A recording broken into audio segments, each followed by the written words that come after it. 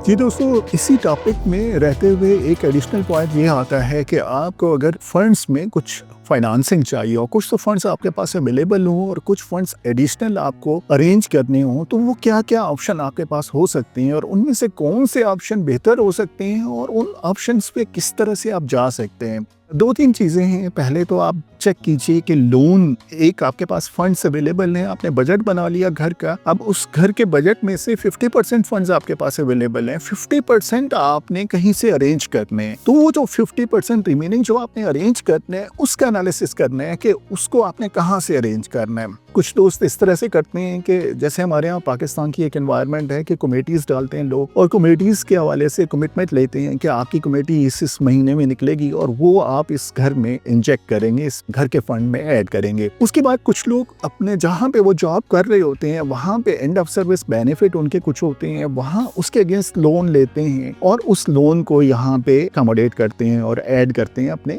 घर के बजट में। फिर कुछ लोग एक्स्ट्रा फाइनेंसिंग पे जाते हैं कि कहीं और से फाइनेंसिंग अरेंज करते हैं, उनमें उनके दोस्त भी हो सकते हैं, उनमें फाइनेंशियल इंस्टीट्यूशन भी हो सकते हैं, वहाँ से वो फाइनेंसिंग अरेंज कर रहे होते हैं। अब 2 पार्ट हो गए फाइनेंसिंग के। एक पार्ट है ऐसी फाइनेंसिंग जो विदाउट एनी फाइनेंशियल चार्ज आपको मिल रही है, मसलन आपको अपनी फैमिली से लोन मिल रहा है, अपने दोस्तों से लोन मिल रहा है और विदाउट एनी इंटरेस्ट मिल रहा है। ठीक, उसके बाद आपने कमेटी डाली है, वो भी आपके अपने फंड है, उस पर आपको कोई इंटरेस्ट पे नहीं करना है। फिर आप जो अपने एंड ऑफ सर्विस बेनिफिट में जहाँ जॉब करते हैं उसके अगेंस्ट अगर लोन निकलवा रहे हैं तो वहां से भी अगर कोई लोन ले रही हैं तो वो भी आपको विदाउट इंटरेस्ट मिल रहा है। तो ये तो वो फाइनेंसिंग हो गई जो without interest, without any financial burden आप ले रहे हैं। अब एक और फाइनेंसिंग आ जाती है जहाँ पे आपको फाइनेंशियल चार्जेस पे करना पड़ते हैं, जहाँ पे आपको इंटरेस्ट पे करना पड़ता है या जहाँ पे एडिशनल फाइनेंशियल चार्जेस आपको पे करना पड़ते हैं। तो उसको आपको कंसिडर करना है कि उसको किस तरह से आपने अरेंज करना है। डिफरेंट बैंक्स ऑफर कर रहे होते हैं, जैसे मीज़ान बैंक अभी आजकल ऑफर कर रहा है, जिस तरह से HDFC ऑफर करता है।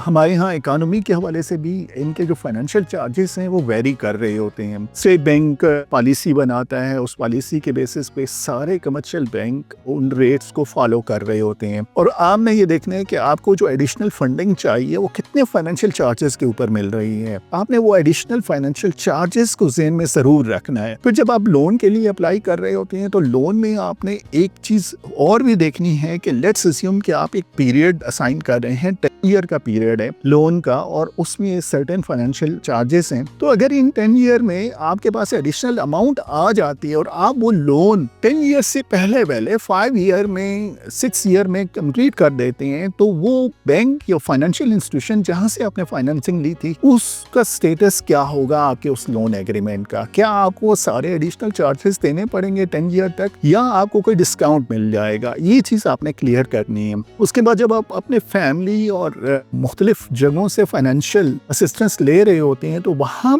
से भी आपने कमिटमेंट लेनी है कि कब आपको चाहिए और कब आप वापस करेंगे, ताकि आपके पास एक अच्छा पीरियड हो जहाँ पे आपका कैश फ्लो अलाउ करे और आप वो रिटर्न कर सकें। और कमिटमेंट लेने के लिए इस वजह से लेनी है कि कहीं पे भी अगर आप किसी प्रॉपर्टी पे जाएंगे आपको एक कमिटमेंट देना पड़ेगी कि आपको इतने पीरियड के अंदर अंदर आपको पेमेंट क्लियर करनी है। तो आपने वो कमिटमेंट जिन जिन लोगों से आपने फंडिंग ली हुई है उनसे लेनी है ताकि उस टाइम पे आपको वो फंड्स मिल जाएं। इसका फायदा ये होगा कि आपकी वो जो ट्रांजैक्शन है वो सक्सेसफुल हो जाएगी, आपकी प्रॉपर्टी आसानी से आपके नाम पे ट्रांसफर हो जाएगी और इस पूरी चेन में जिसमें आप भी हैं, सेलर भी है, रियल्टर भी है जो आप लोगों को प्रॉपर्टी अरेंज करके दे रहे हैं, कोई भी डिस्टर्ब नहीं होगा। लेकिन अगर किसी ने आपको फाइनेंशियल असिस्टेंस की कमिटमेंट तो दे दी लेकिन टाइम पे उसने फंड्स नहीं दिए तो आपको उस वक्त एडिशनल कहीं से फाइनेंसिंग अरेंज करनी पड़ेगी और अगर नहीं हो सकेगी तो आप भी डिस्टर्ब होंगे, सेलर भी डिस्टर्ब होगा और रियल्टर भी डिस्टर्ब होगा जो ये ट्रांजैक्शन करवा रहा था। तो आपने बहुत ध्यान से अपने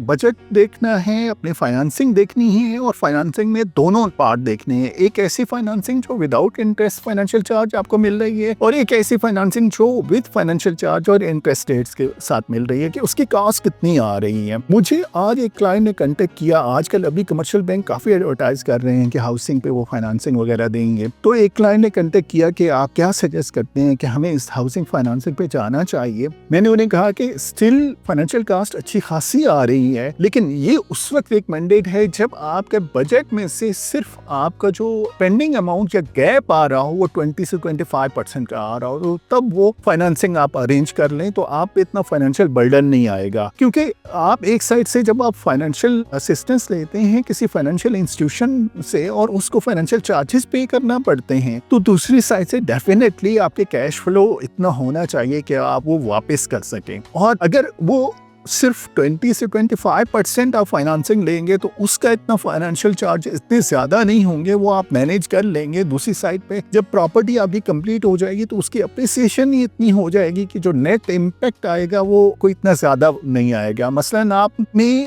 20 से 25% फाइनेंसिंग ली और आपका जो फाइनेंशियल चार्ज था जो एक उस पोर्शन का बन रहा था वो कहीं 5 लाख से 7 लाख के करीब बन रहा था, और आपने वो प्रॉपर्टी ले ली और एक साल बाद जब वो सारी फाइनेंसिंग आपने वापस करनी है तो आपकी प्रॉपर्टी में अप्रिसिएशन आ गई और आपको वो एडवांटेज मिल गया 7 से 8 लाख का, 10 लाख का, आपकी प्रॉपर्टी की वैल्यू बढ़ गई। तो एक साइड से वो अप्रिसिएशन आपको मिल गई, दूसरी साइड से वो फाइनेंशियल चार्ज जो आपने देना था वो सेट ऑफ हो गया, तो आप इतना बर्डन नहीं आया। लेकिन अगर आप उस पूरी प्रॉपर्टी का major portion third party financing से लेंगे और फाइनेंशियल चार्ज आपके बहुत बढ़ जाएंगे तो डेफिनेटली वो एक अच्छा डिसीजन नहीं होगा, वो उसका इम्पैक्ट अच्छा खासा आएगा। तो ये था आज का पॉइंट कि आपको अपनी फाइनेंसिंग कैसे अरेंज करनी है, लोन कैसे अरेंज करने हैं, उसमें फाइनेंशियल कास्ट वाले भी और नॉन फाइनेंशियल कास्ट वाले भी, इंटरेस्ट वाले भी और विदाउट इंटरेस्ट वाले भी। तो ये था आज का हमारा टॉपिक।